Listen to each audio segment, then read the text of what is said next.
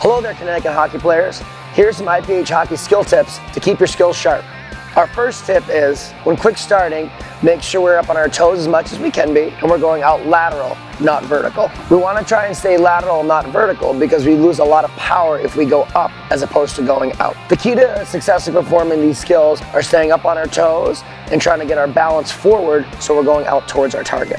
Our next tip is, when doing any kind of edge work, try and keep your head and shoulders up and back as much as possible and make sure everything is leaning forwards towards where we want to go. The reason we recommend this is it gives us a better center of gravity and keeps us forwards as opposed to rolling back. To help us do this skill successfully, let's try to keep our knees bent as much as we can. Let's keep our head and our shoulders back. Our next tip is, when shooting, release the puck out ahead of your body. This helps us utilize the flex of our stick. We have better control on the puck, and it's also easier to see it. To do this tip successfully, let's try and make sure that our hands are out in front of our body a little bit when we take our shot. Again, this helps with seeing the puck because we want to have our eyes up as much as possible. Our next tip is, when making a pass, always try and take a step towards your intended receiver. Extend your hands and point them directly in the area you're trying to hit. We recommend this because technique-wise, it helps us use our flex and our stick, and it also helps us direct the pass exactly where we want it to go. To do this tip successfully, let's make sure our hands are away from our body and we snap our hands towards the target. We don't want to roll our wrists over too much, as we want to let the flex on our stick do some of the work.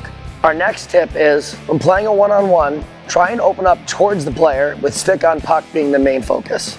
The reason we recommend this is we get a better sense of where the player is going and we have better control of our own body. If we use other parts of our body to try and take the player out, sometimes you don't have the same amount of control. The key to doing this successfully is to make sure you're aiming your stick right at the other player's stick who is carrying the puck. The reason why we focus on stick on puck is it takes away the player's ability to make a pass or any kind of shot. The main goal is to still use some kind of body contact, but if we miss that, at least we've done our job taking away the player's opportunity. Our next tip is, when making body contact, aim for the player's hands. Your number one job is to separate the player from the puck. This will also help the smaller players be more effective in tight areas. One reason we recommend doing this is if you take away a player's hands, he or she cannot make a pass or take a shot. So we've done our job of separating that player from the puck. Another reason why we aim for the hands is that it is generally out ahead of the player. If we aim out ahead and the player is moving, we'll most likely make contact in a place that we can pin them and keep them away from the puck.